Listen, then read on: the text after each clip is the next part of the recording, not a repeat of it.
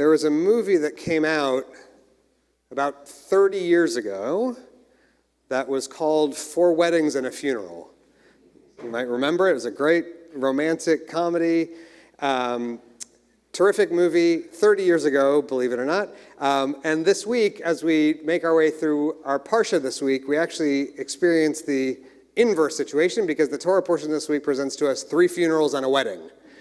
This week, in just a few short chapters of the Torah, we learn the stories of a number of losses, one after the other, all contained within Judaism's first family. First thing that happens is that Abraham's wife Sarah dies. Sarah is the mother of the 2 boys, Isaac and Ishmael. Soon after that, Abraham himself dies, followed shortly by his son Ishmael. 3 funerals, one right after the other, in a stretch of prose that is filled with dramatic family encounters, unlike any other that we have seen so far in the stories told to this point in the Bible.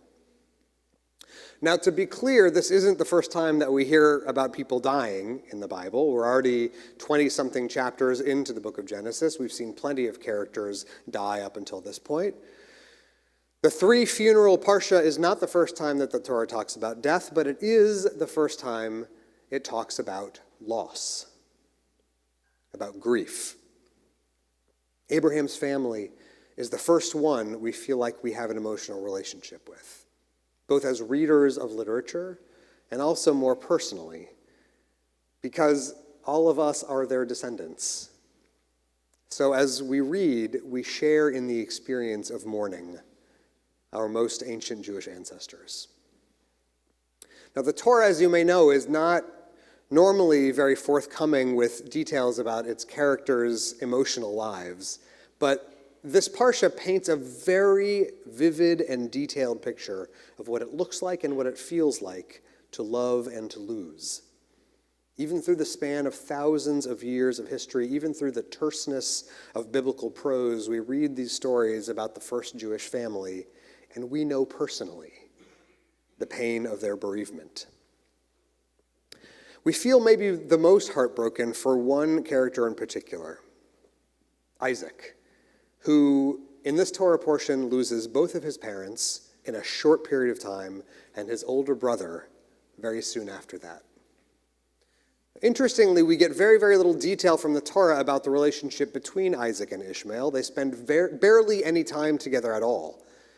The last time that they appear in the same scene was during a family celebration when Isaac was weaned. So Isaac was still a little baby at that time, and Ishmael wasn't much older.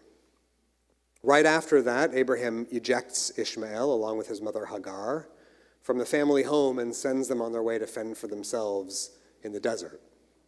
After that time, Isaac and Ishmael don't talk again until years later when Abraham dies.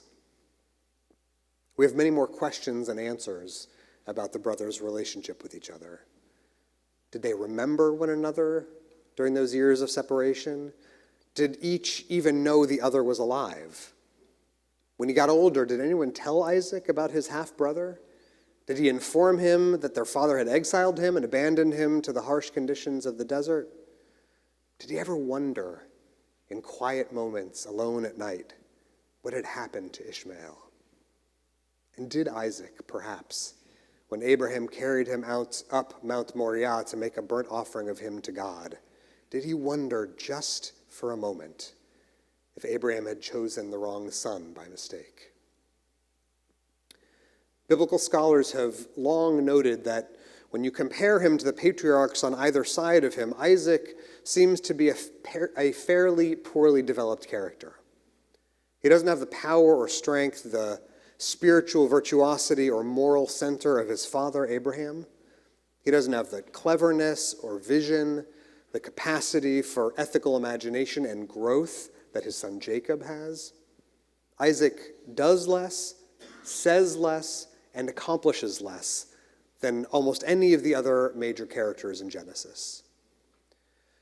And I wonder if what we're meant to see in him is the portrait of a person who has become lost and who ultimately descends into helplessness because of the grief he experienced from the loss of his brother and his whole immediate family.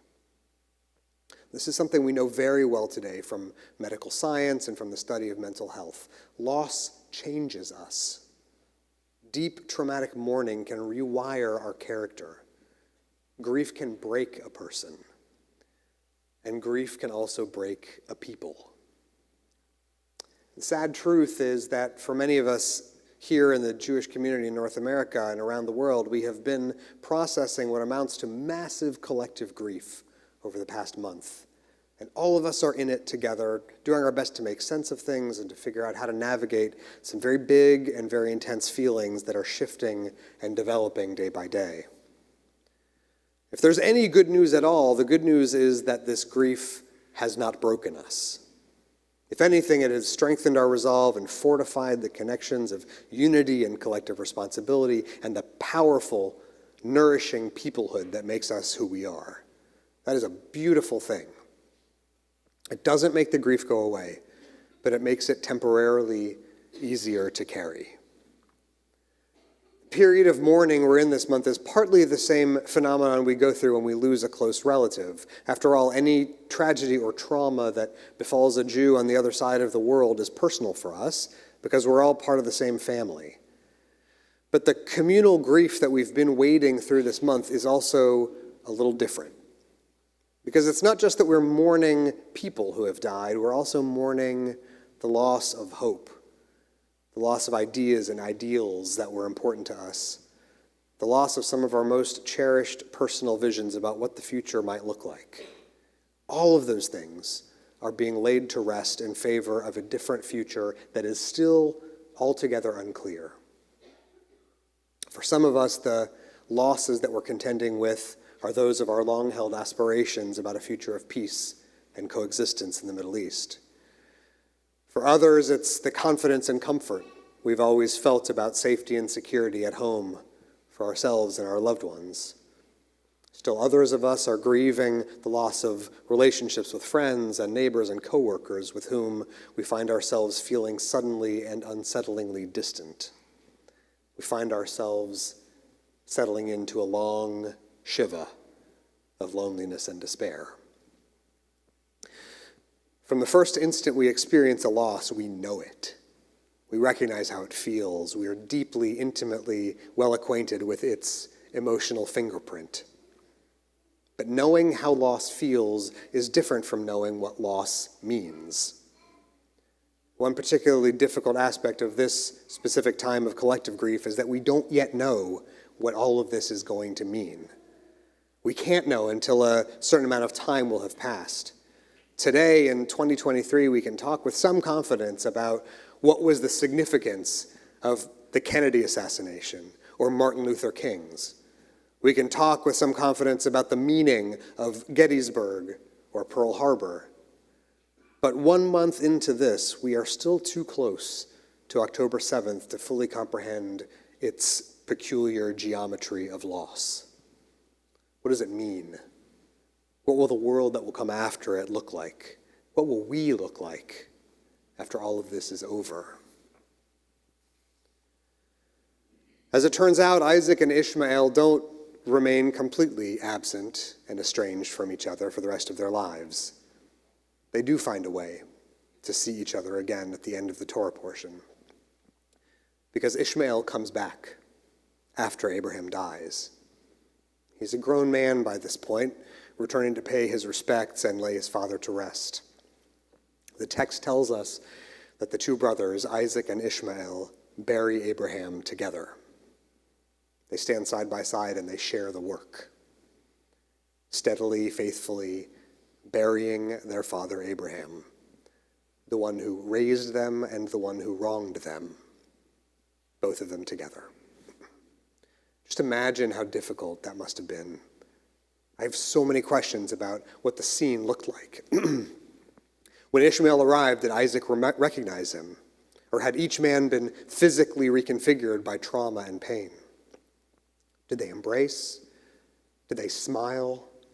Did they talk at all, even a word or two? Or were they sunk in silence, burying their father while privately nursing their own hurts and losses? Must have been unthinkably difficult, but they did it. And we will do it too. because we knew, just like they did, that grief is brutal and ungraceful and rough, but it is also temporary. And in order to make our way through it, through loss and anger, betrayal and fear, sometimes what you have to do is take a deep breath, swallow hard, and start digging. Followers of popular psychology will have heard at some point that grief can be thought of as a process. You can imagine it as a ladder whose top rung is called acceptance, a stage of equanimity and balance you attain after processing your grief properly after some time. When you reach that stage, you come to terms with the absence of the one you've lost. You make peace with the loss. It's hard to imagine this collective grief that we find ourselves in this month ending in a place called acceptance. But I do think this, that it is possible to imagine that wherever we wind up, after the tears and the blood and the suffering and the pain, where we will find ourselves is not in acceptance of the world, which we have been forced to inhabit against our will, not acceptance, but perhaps renewal.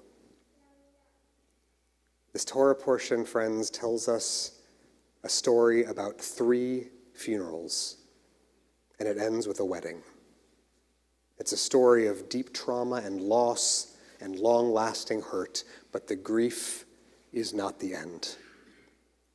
The end of this story sees Isaac, emotionally distant, grief-stricken, haunted, and wounded Isaac, finding love. The epilogue of this story promises us the possibility of a world beyond this one, a world that is unfamiliar and unexpected, but which is new, and which opens the opportunity for us to know safety and renewal and love. May that day come to us. May it come speedily and in our days. Amen.